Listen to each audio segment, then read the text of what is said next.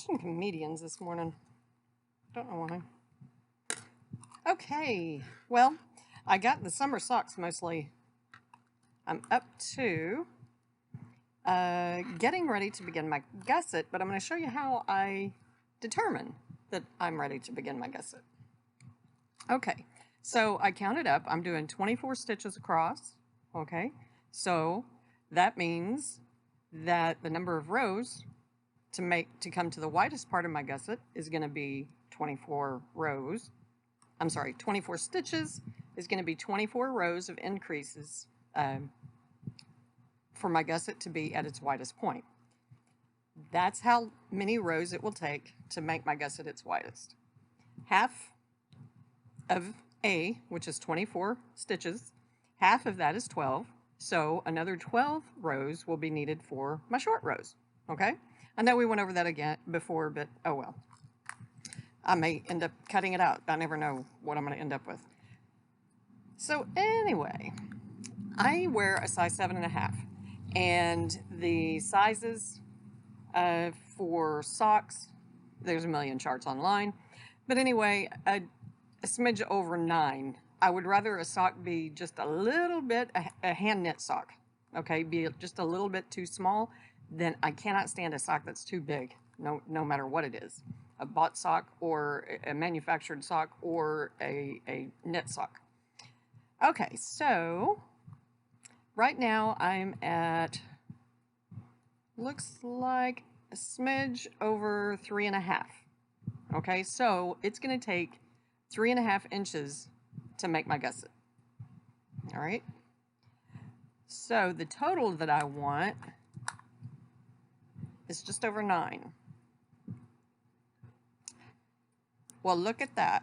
But if I bring it all out like that, then I see, and if I didn't have these made, I mean, I'd already measured it.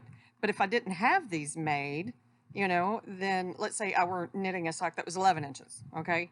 Just for fun's sake. If I were making a sock that was 11 inches long, and I did this, then I would know 3.5 that I still need to knit up to this point before I begin my gusset. See what I mean? So this measurement right here, to me, just makes the whole gusset issue so simple. Your gusset being when you begin your increases to double, okay? And so regardless of what size you're doing, if I were doing a 10-inch sock, okay, I know 3.5 of it is going to be the same length as this, so that means I would need to do a little under an inch, or about 1.5 inches more of straight knitting. I hope that's helpful. I hope I'm explaining it well. Let me know, please. I would like to know if I'm explaining that well, because the explanations that I've seen from people, maybe mine's overboard, but when you're doing it, it's extremely easy. Give it a go, okay? Give it a go, because when you're doing it, it's extremely easy, and so many of the explanations that I've seen for it are extremely complicated, because all we're talking about is the number of stitches across one side equals the number of rows it'll take, using that calculation of what your gusset and your short rows are going to take up. You see what I mean? So this count and this count, those combined, you have all the numbers that you need.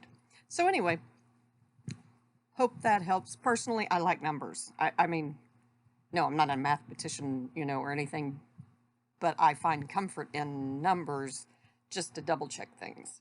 I'm comfortable with numbers. One of my favorite lines in one of my favorite books, which is Knitting from the Top Down by Barbara G. Walker. Awesome book. When you can find it, if you're at all interested in making anything from the top down, skirts, sweaters, pants, whatever, shorts. I bought tons of things about top down knitting, and anyway, Barbara G. Walker's, which has very few diagrams, no pictures whatsoever, and text. Oh, I'm not, I'm not getting a cut from the sale of books, but I love that book. But anyway, one of the funniest things she says about top-down knitting, that I thought was so adorable, because I've known so many people over the years that feel the same way, is she said, okay, we're going to do a little math. And, she's talking about how she doesn't have a real good relationship with math. Math makes me sleepy, which I thought was adorable. But anyway, that was in the opening of the book. I knew I was going to love it, and I did, and I do. But anyway, I digress. I share. Well, I don't digress. That's my video. I can go wherever I want. Okay, so because I'm not sure with that other yarn that it showed up so well, I'm going to do my increases again, just like we measured. It's time for me to start doing an increase, the same kind of increase done for the toe. Start doing increases for the gusset. And again, I'm going to go down into this stitch below, the row below. I'm going to go into the row below. This yarn does not have the give, but it also is normally not as splitty. And then knit the stitch itself. And then I'll knit across.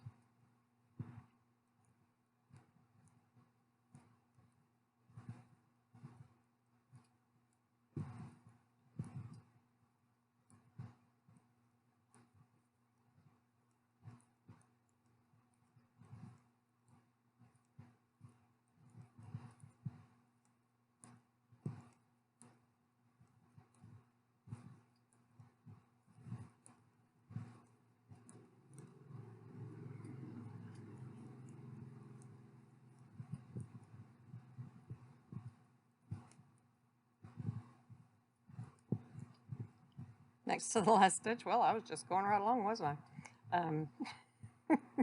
Next to the last stitch, knit the stitch,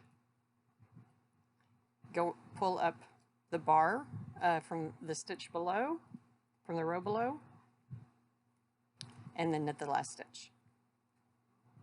And you do those increases each end, every other row on the back side of your sock.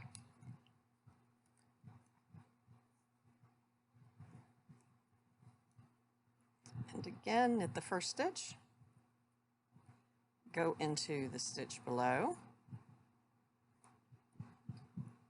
and then knit the stitch. Then knit across.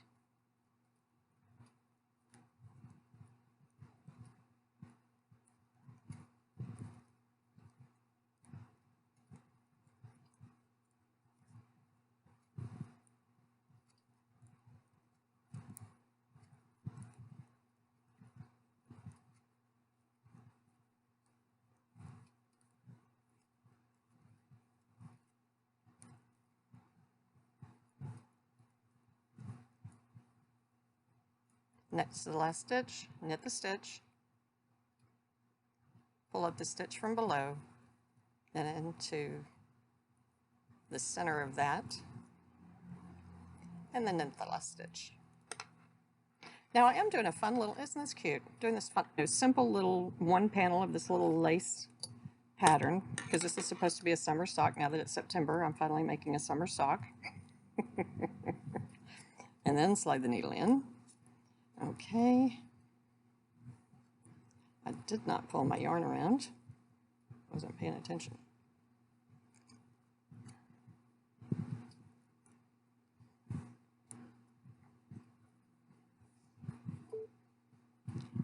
Right. Isn't this a fun little, simple but really pretty? And it's one of those lace patterns, many people say it's not true lace because there are only holes made. Lace work is only done every other row, and then the other rows, every other row is just plain knit. Again, whenever I have a knit followed by a purl, I wrap it the other way so that my knit stitch is not fat. And then I surrounded the pattern, anyway, I'll put the whole thing up on whenever I do this and edit. But anyway, so this is actually the beginning. Okay, this is the beginning of the pattern. Knit 3, knit 2 together, knit 1, yarn over, knit 2 in the center. Again, I do that first purl wrap the other way because it's following a knit, yarn over, knit 1, slip, slip, knit, knit 3, and then knit 3,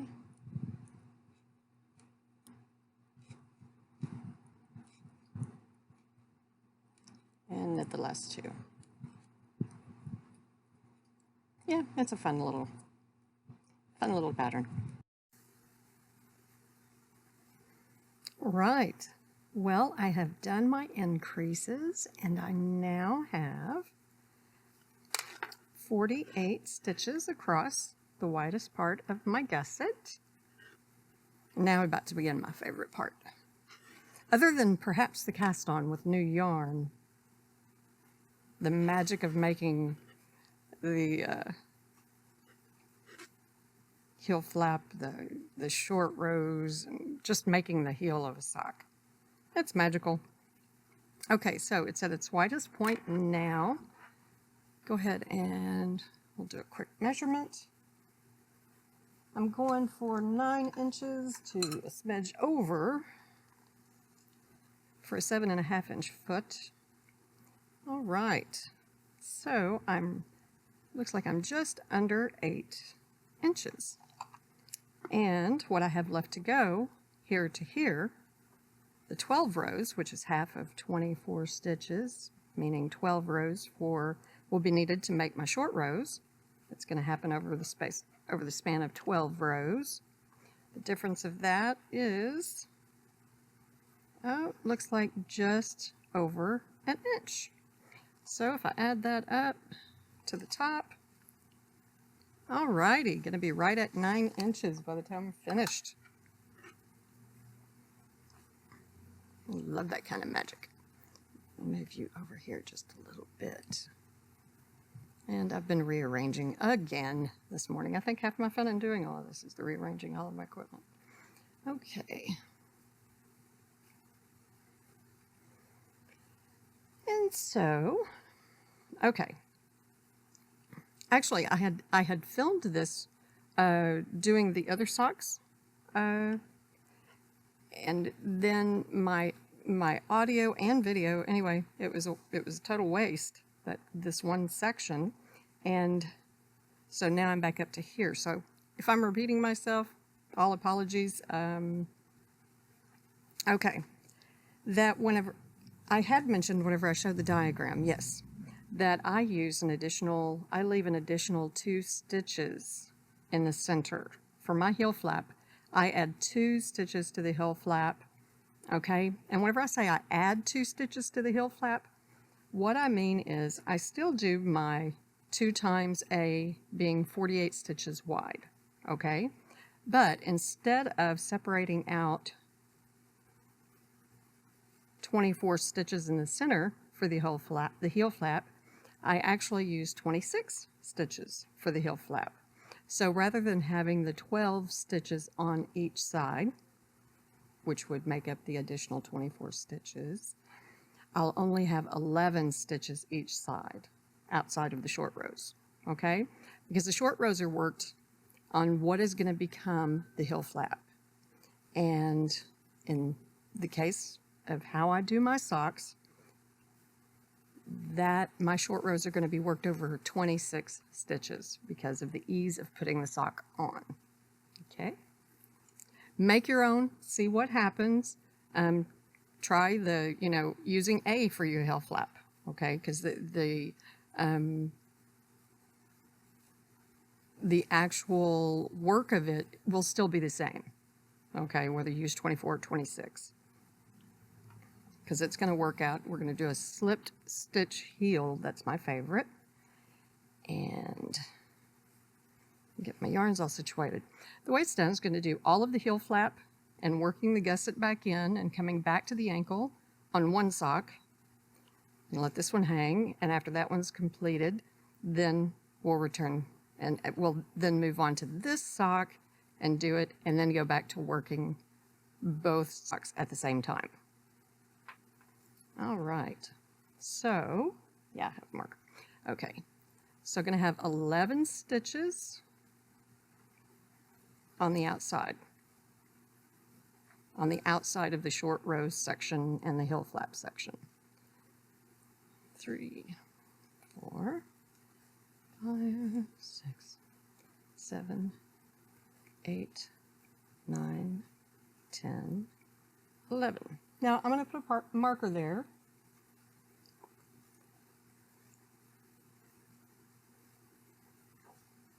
Aren't these are my favorite markers. I use them for everything. Okay. And just going to knit across.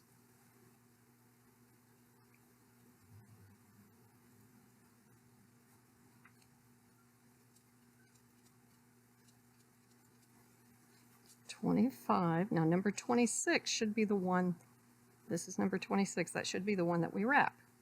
2, 4, 6, 8, 10, and 11. Nope, I miscounted. 2, 4, 6, 8, 10, 12, 14, 16, 18, 20, 22, 24, 26. I did one too many. Okay. Number 26 is the one that's going to get wrapped because I want 26 stitches in between. We'll recount. 2, 4, 6, 8, 10, 11. So we're going to wrap this one. With a wrap, I'm going to slip the stitch over, bring the yarn forward, put the stitch back, and then I'm going to turn the work. Now because we're now on a purl side, what happened was essentially just wrapped all the way because the yarn's now going to come forward. Here's the yarn going up here, going up in here, coming around, and now to begin a purl stitch, that stitch there is completely enwrapped. Enraptured. Okay, here we go. So, I'm going to bring the yarn that way, slip it. I was just showing you how it looks. It was already wrapped. And now, the magic of this, because you wrap every other stitch, okay, we're going to purl across 24 stitches. Last time it was 26 to get to a wrap. Now it's going to be 24 to get to a wrap. So that's 3. And that is up, 4, 5,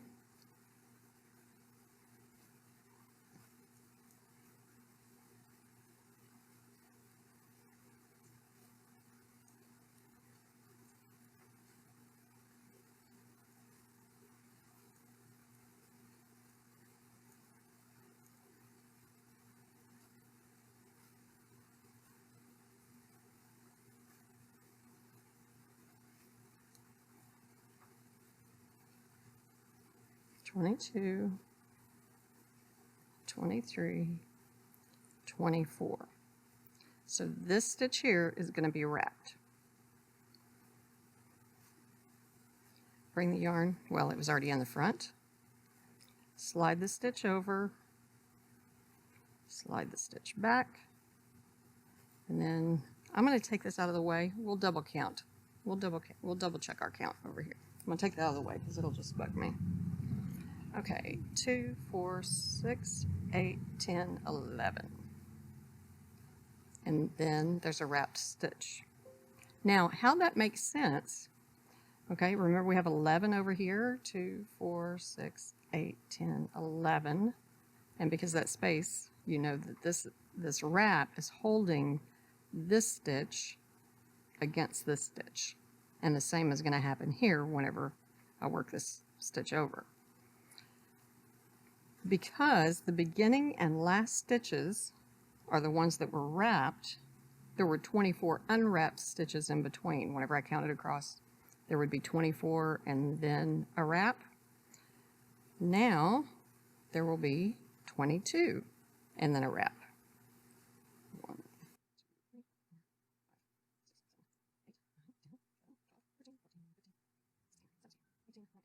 1, 22. Here's the wrap before. See the space? So this is a wrap. No wrap. This needs a wrap. Slip the stitch, bring the yarn forward, slip the stitch, turn. And now, guess what? 20 stitches in between.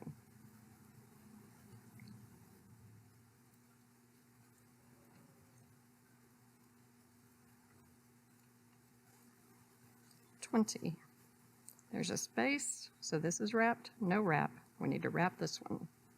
Slip the stitch, move the yarn, slip the stitch back. Turn the work, take the yarn to the back, ready to knit, and the yarn is all the way around. So guess what? That's right, 18.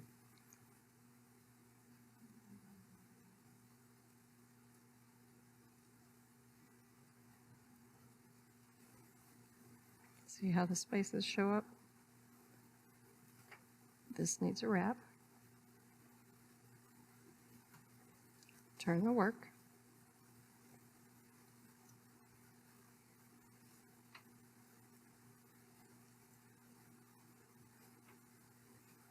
And 16 in between.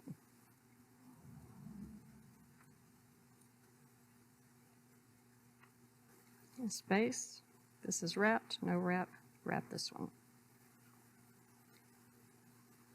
Turn. That's right, 14.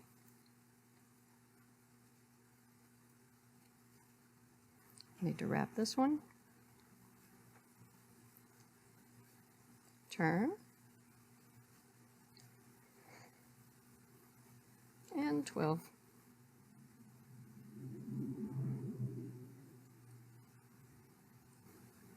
And then wrap.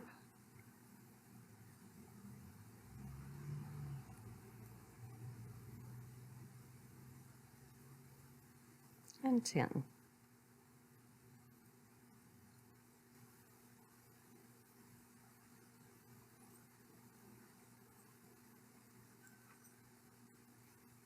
Eight.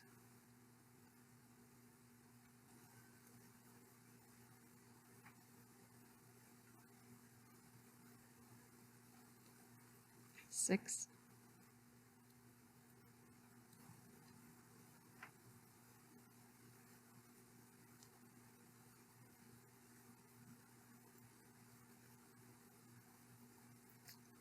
4. This is the last wrap that I'm going to do. Okay, that is as a rule, if I do work on really small needles, say zeros or double zero needles, then that I may leave as many as 6 stitches in the center for the very, very, very back of the foot. But that's usually the most. Most of the time I either use 2 or 4. And this is a relatively large yarn to be, like these are I think size 5, US 5 needles to be making socks on. And where's my metric? Yeah, these are 3.75 millimeter US 5s. So that's big for socks, you know, but this is a cotton, not a cotton, but a viscous nylon silk blend chainette yarn that breathes really well, and it's big, and it was quick for me to get it done to make up for the video that I lost, or that was not usable anyway, not that I lost. Okay, so after you finish, okay, so we have 4 in the center and finish the last wrap. Now we're going to work across and pick up the wraps, okay? And on this one, it's our first working row. Picking up our wraps happens to be knit. Sometimes, you know, if this had been 28, if this had been 28 center stitches and we did 4 in the middle, then it would have been a purl row that we began picking up our wraps. So we're going to start picking them up. I love doing this. I really do. Okay, on the knit side, going to slip that, pick up the wrap, put both of them on the left needle, and then knit the wrap. Now, see how that slips behind? And it's going to be invisible. and then pick it up, put it on the needle, and knit. Pick it up and knit. Knit the next stitch, pick up, knit them together.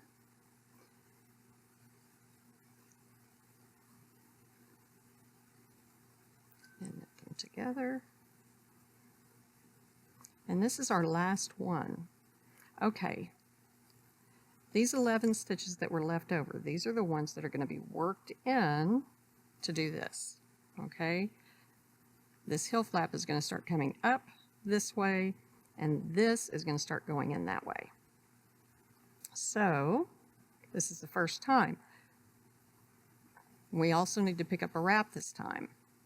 So with the first one, we're going to pick up the wrap, and then with the wrap and that stitch, turn it, because we're going to work these on the left side as SSK.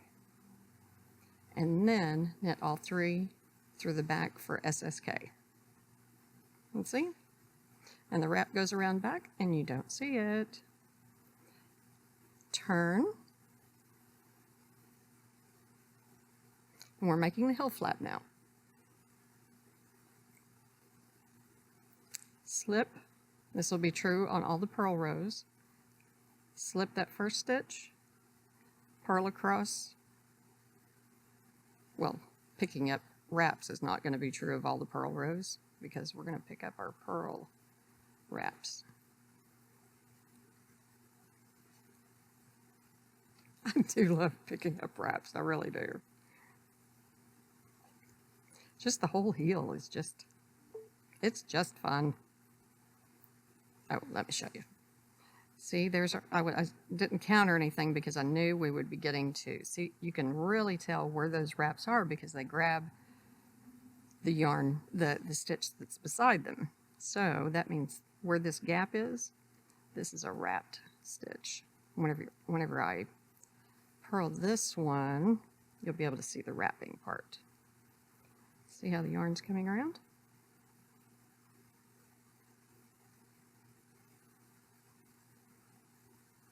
See, that's extra yarn from the wrap. Okay, so on the purl side, going to pick up away from you, pick that up, put it on the needle like that. Oops, do that with your yarn in the purl position. Okay, pick it up, put it on the needle, then purl the 2 of them together. And that too disappears. Then purl. Pick that up, put it on the needle, purl them together. Purl, pick it up, put it on the needle, purl them together.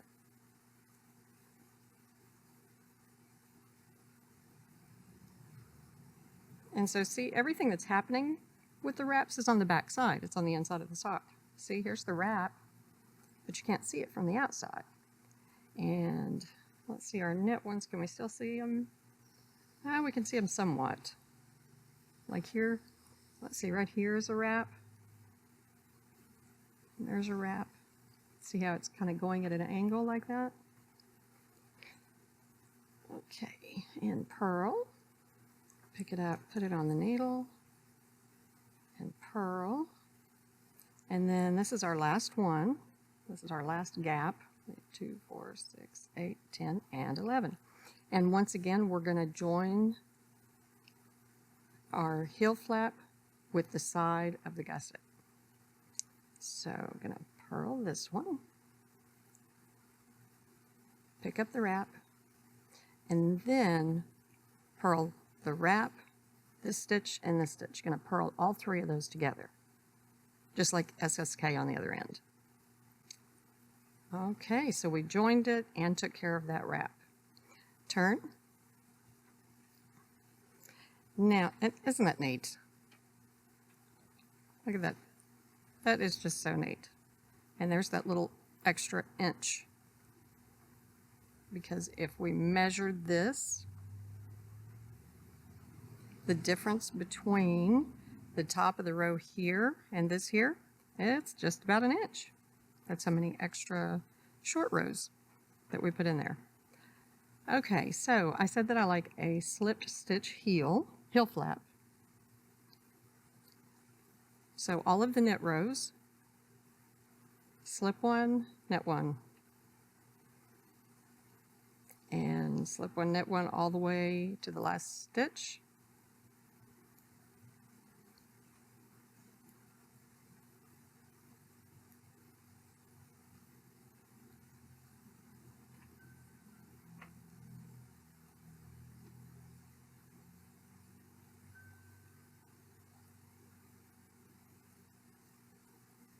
Oh, little FYI. If our first pickup wraps row had been on a purl side, okay, that means we would have taken care of the wraps on the purl side, then turned around, worked across these stitches, and then taken care of the knit, okay? Had that been the case, this stitch pattern of slip one, knit one would have worked with the wraps all the way across. All of the knit stitches, okay, slip one, knit one, all of the knit stitches would have been the ones with the wraps. So just letting you know that it does not matter which way you begin, the slip one, knit one will still work, and the knit stitches on the slip one, knit one will be the stitches that have wraps. Okay, oh, that was a knit one, slip, slip. Last one, going to do an SSK is what this knit stitch is. Gathering that space and putting it together. Slip, slip, knit.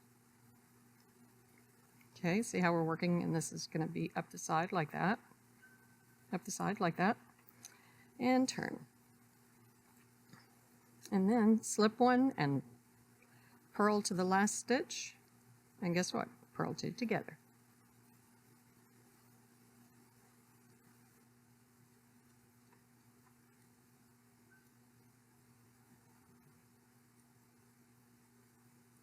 Last one, and then gonna bring the side and the back together and join that seam. That's what you're doing, is making that seam. All right, turn and slip one. And then knit, slip across.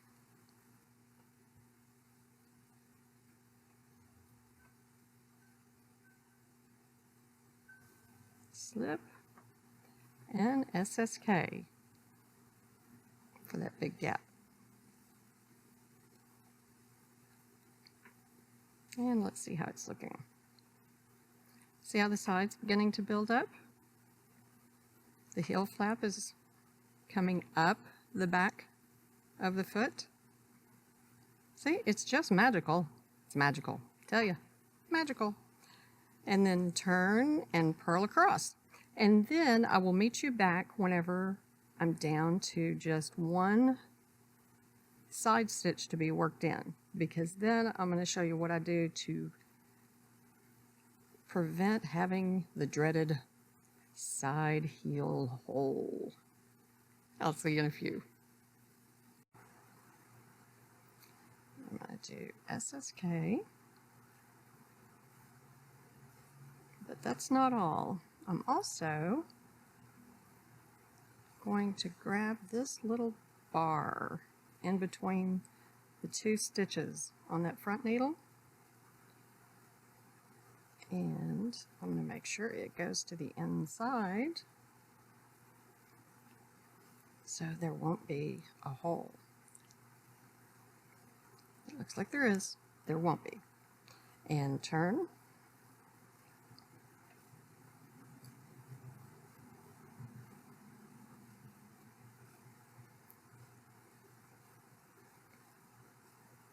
Going to slip and purl across.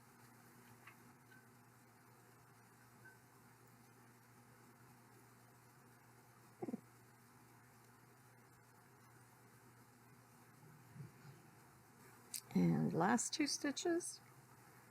Because this is away from me, I found it's just kind of a booger to try and reach to the front to do this. So I just wait until I'm turned around, turn the work, and then I grab that bar in between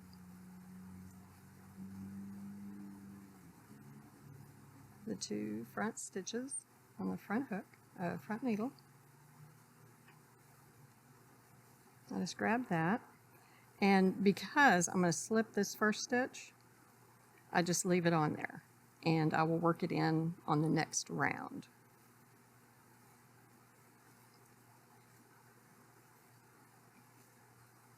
And I'm just going to knit across because I think these are summer socks. I think I'm just going to go, I might just go straight into ribbing after this. Yeah, okay. Yeah, that's what I'm going to do. So never mind. I'm going to go ahead and do the slip, and it'll go into ribbing easier. Should. We'll see what happens. And slip.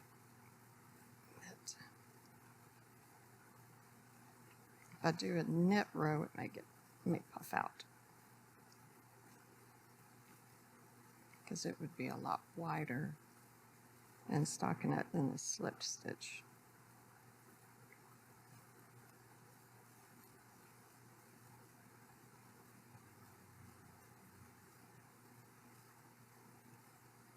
I'm going to go ahead and knit that one. And now I'm going to move on to the next sock. And so after I finish the, oh, fun. Anyway, after I finish the heel flap over here and working the gusset in, see how that works in? Oh, it's just so neat. It's just magic, I swear. It's witchcraft. So anyway, after I finish this heel flap, then I will meet you back to show you how I pick up, further continuing the prevention of the hole. See you then.